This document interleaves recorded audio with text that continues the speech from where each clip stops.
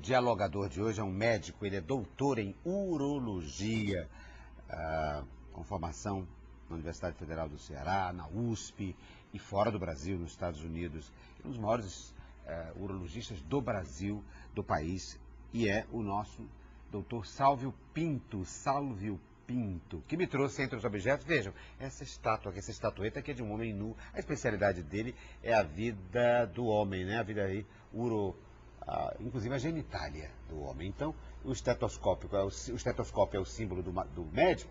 Eu não vou ouvir o coração desse homem, eu vou ouvir, então, os órgãos sexuais deste homem. É o tema do nosso segundo bloco do diálogo de hoje com o Dr. Sálvio Pinto. Dr. Sálvio Pinto, os homens ficam querendo dizer que tem o mesmo desempenho aos 18, desempenho sexual que eu estou falando, aos 18, o mesmo desempenho aos 30 e o mesmo desempenho aos 60 e aos 70. Não é vero. Não é vero. Não é verdade. Não é verdade. Por isso que eu disse que uma das especialidades é mentir, né, com os colegas. Não, eu faço isso, faço aquilo. Eu sou bem meninão. Quando eu tinha 15 anos, é verdade, né? Isso não é nada constrangedor. Não, sem demais. dúvida a pessoa vai com o evoluir da idade tendo problema de ereção, tendo problema de libido, sem dúvida. Mais grave ou menos grave? Não, mais grave ou não grave. Mas é normal, você não pode querer dizer que com 50 anos você tinha o mesmo vigor, a mesma ereção que você tinha com 20, 30 anos. Não é verdade. Não significa dizer que o sujeito está impotente, ou que o sujeito está com problema de, como é que chama? Disfunção eréctil, né? Disfunção eréctil. É lógico que tem, a gente sabe que tem as doenças que causam problema de disfunção erétil. Principal, diabetes, por quê? Porque ela obstrui as artérias e o sangue não chega para a ereção. O cigarro dá vasoconstricção. Remédio para pressão, antihipertensivo, que depois de uma certa idade a incidência de hipertensão é muito grande. Todos esses remédios mexem na ereção do indivíduo, tá entendendo?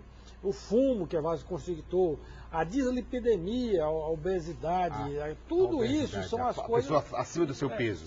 Tudo isso são coisas que contribuem para você ir tendo uma certa perda de ereção com o evoluir da idade, né?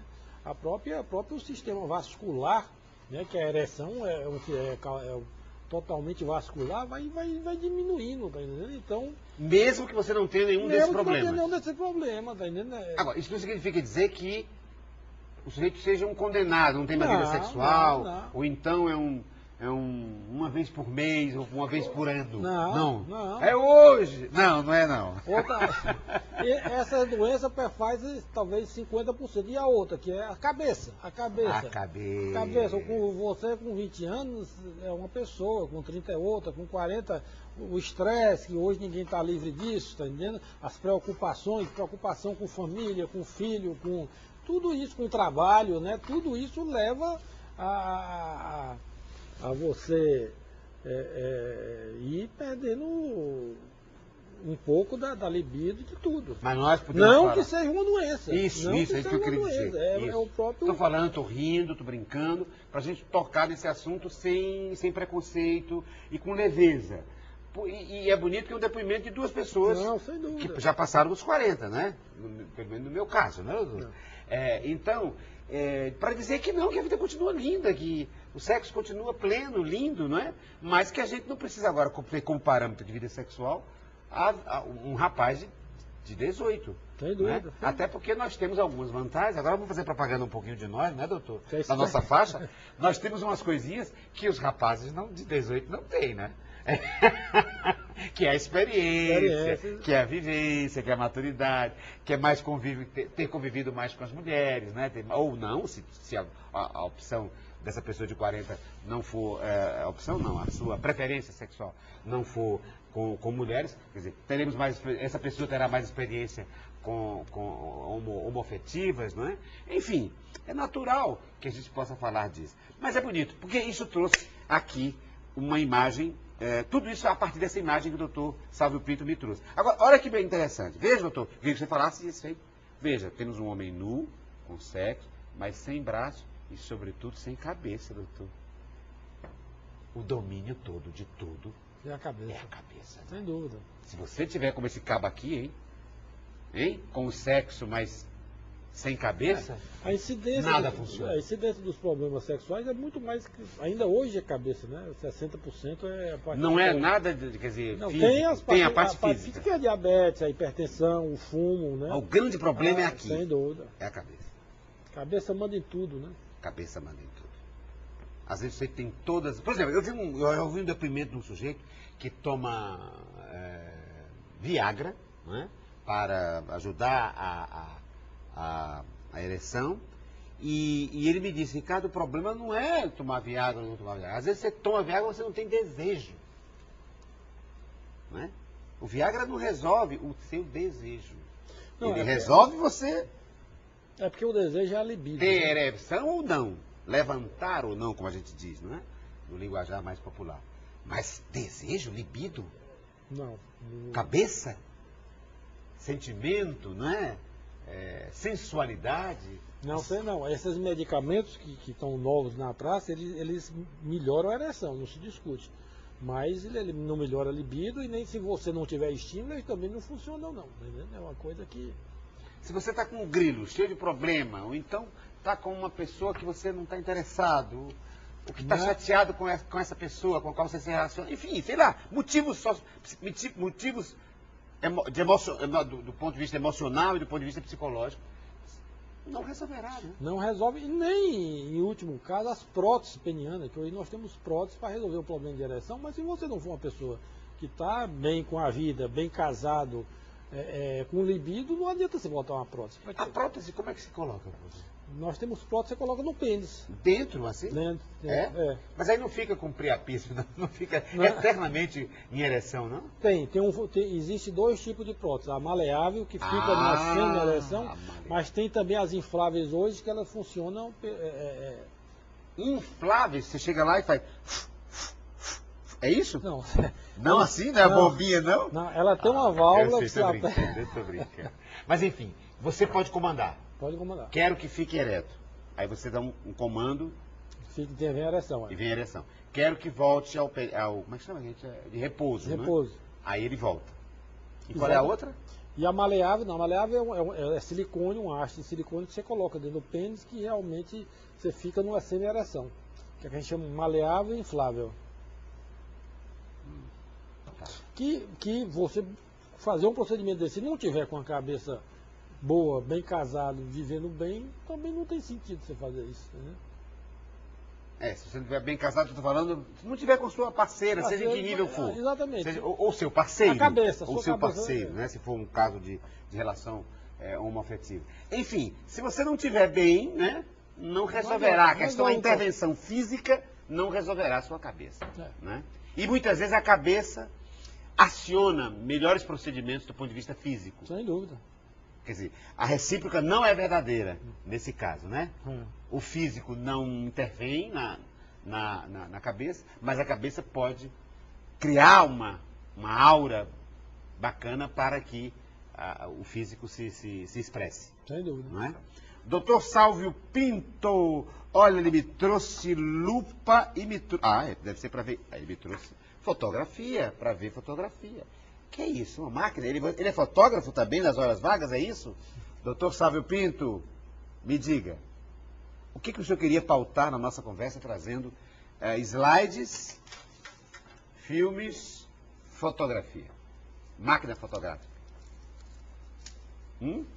Não, isso eu trouxe para mostrar como a vida da gente como médico, a gente, para preparar a aula, para ensinar, antigamente era coisas que a gente tinha que ter a máquina, tinha que fotografar os casos, depois montar nesses slides, né?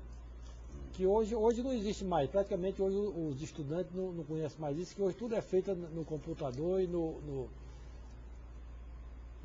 PowerPoint, mas isso aí era tudo trabalho que a gente tinha que fotografar os casos clínicos, para dar aula.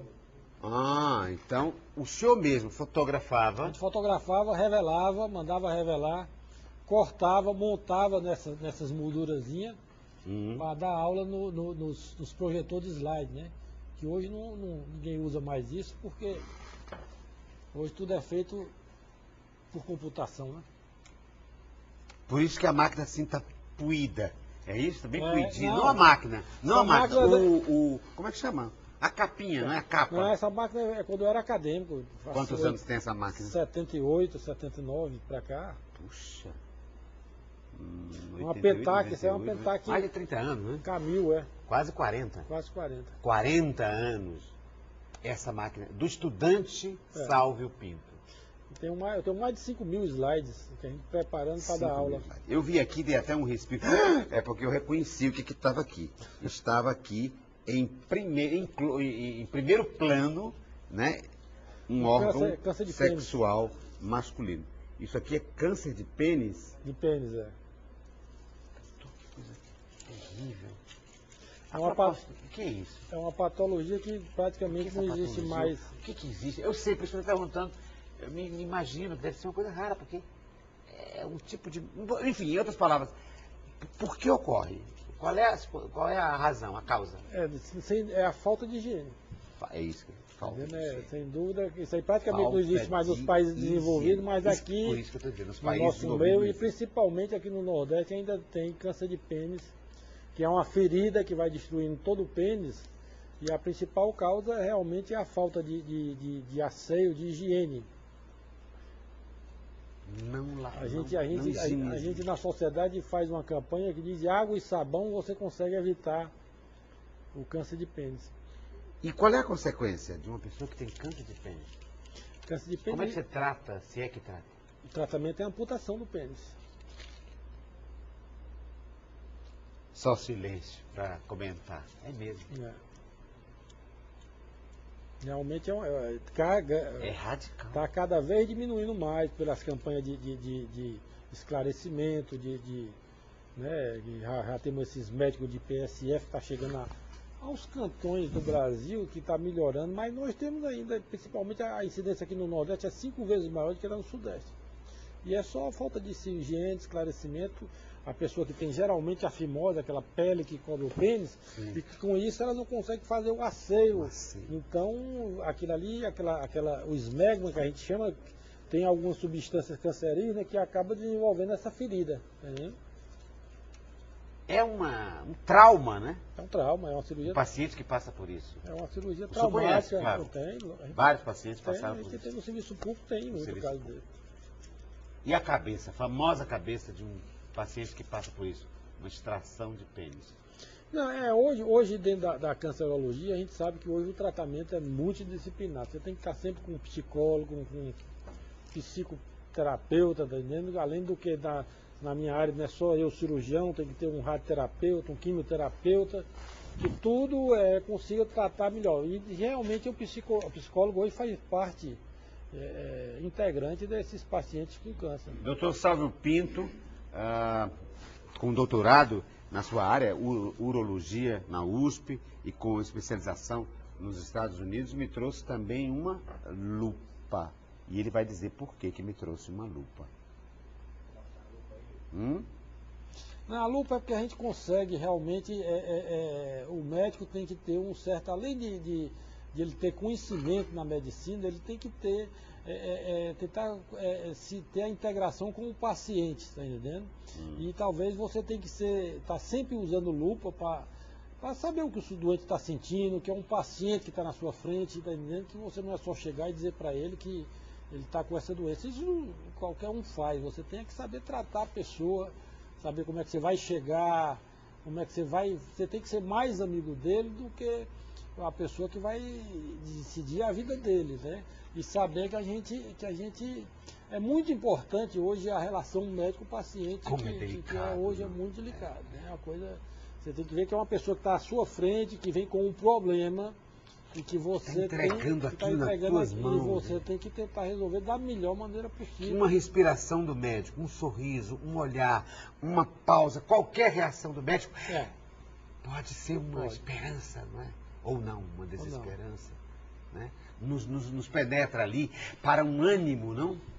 Para nos dar ou nos tirar ânimo. Exatamente. E a gente que trata de câncer é uma coisa que, sem dúvida, a pessoa sempre está esperando uma palavra de alento, que o que a gente pode fazer de melhor e que venha trazer mais felicidade e sobrevida para essa pessoa. Né? E há uma tendência, aliás, um tema já usado, já analisado por esse médico tão lindo, nosso querido amigo, Dr. Pedro Henrique Saravelhão, fez uma reflexão sobre essa relação do paciente com o médico e da tendência que hoje há na medicina toda tecnologizada, de o paciente olhar, do médico olhar muito mais para o computador que está diante dele do que para o ser humano que está ali sentado, não? Não, sem dúvida. Isso é um erro, que a evolução da medicina leva a isso, né? Sem dúvida a medicina americana é totalmente imparcial com o paciente, né? Que muitas vezes quer dizer, não é isso que o paciente está aqui esperando, está esperando de um amigo que chega lá que diga o que possa fazer por ele da melhor forma. A gente com conhecimento, a gente possa fazer por ele, né? Isso é matéria de estudo na formação de um médico?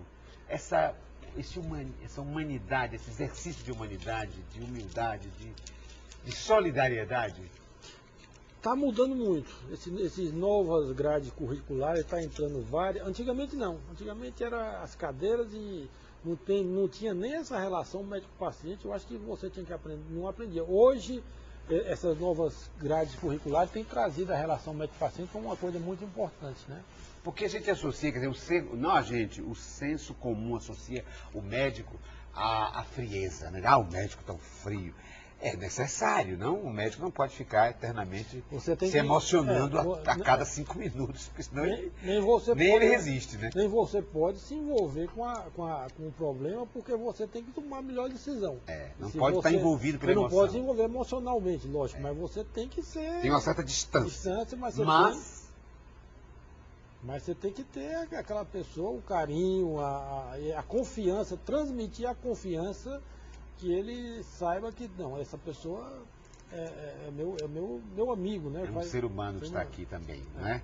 Claro que ele não pode. Eu estar com um problema e eu começar a chorar no consultório e o médico também começar a chorar junto a mim, né? Ele vai tentar me acalmar, etc. Mas não pode, por causa disso,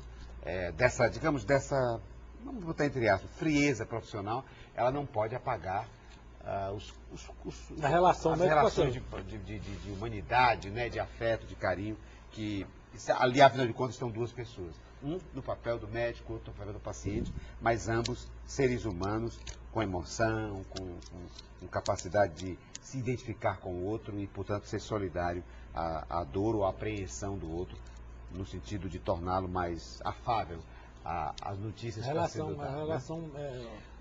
Doutor Sávio Pinto, tenho que marcar minha consulta. Aliás, está marcado, hein? Próxima semana eu vou lá falar com o doutor Sávio Pinto. Chegou a hora Eu estou dizendo isso que é para dar exemplo, viu? É para dar exemplo. Eu vou lá. Já fui várias vezes, mais um. A gente tem que ir todo ano ao nosso urologista para saber como é que nós estamos. Chegou a hora do objeto surpresa. Tá aqui o meu.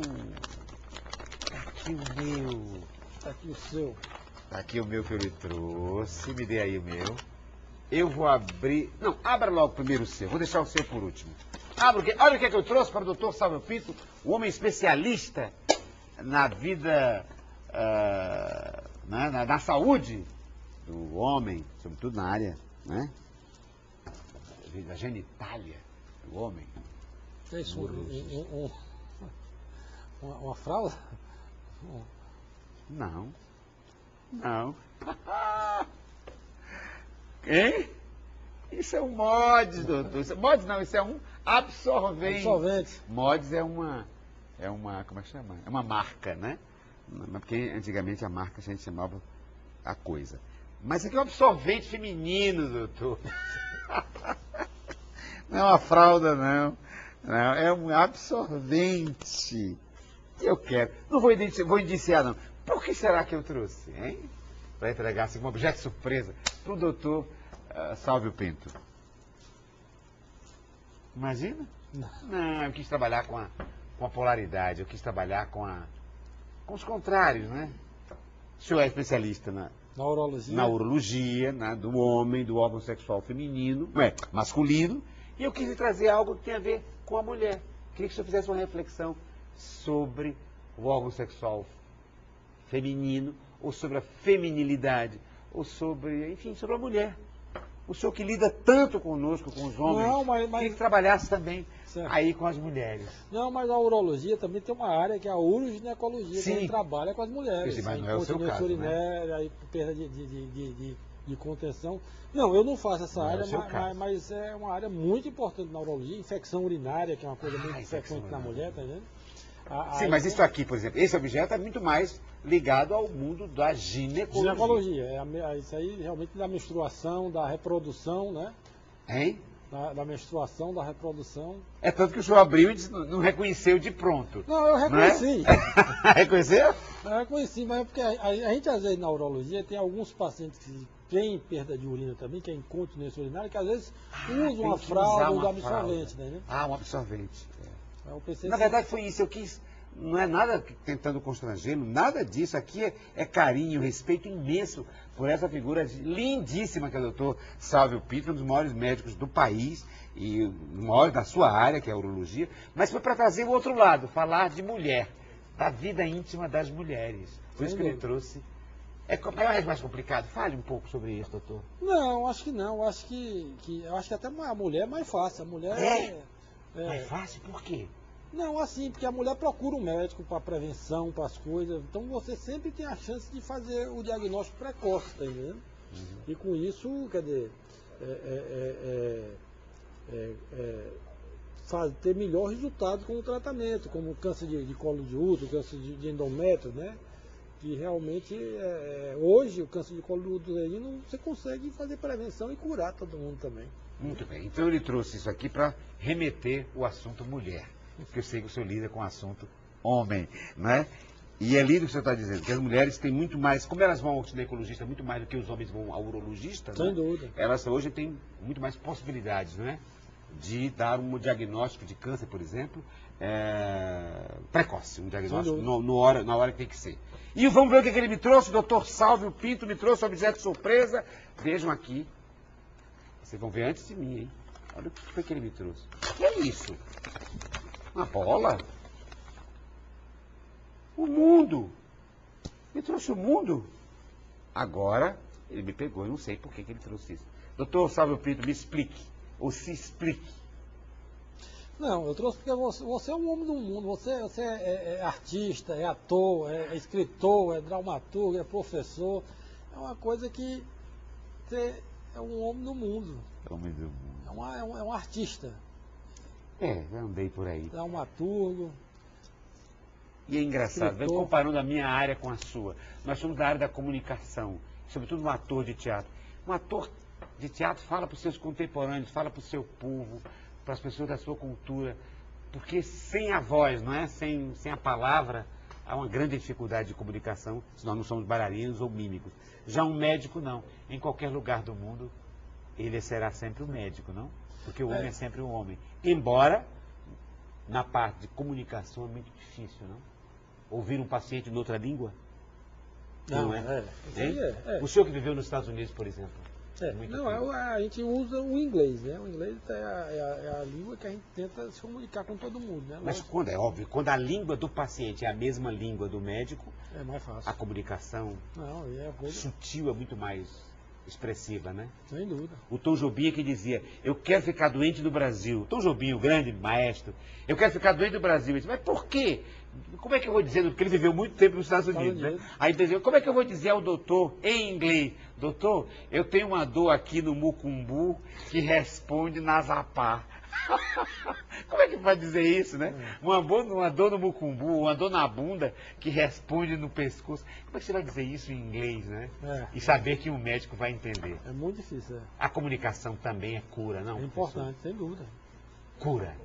Lindo, lindo, lindo. Muito obrigado, professor do Hospital Geral na área de urologia, meu médico, grande médico do Brasil, doutor Sálvio Pinto. Obrigado pela sua presença. Beijo-lhe as mãos que salvam, os dedos que salvam os homens que precisam estar mais ainda junto ao seu médico para que a gente possa viver mais, fazer melhor e ser fiel à vida. Muito obrigado pela sua presença. Na próxima semana a gente volta com mais um diálogo.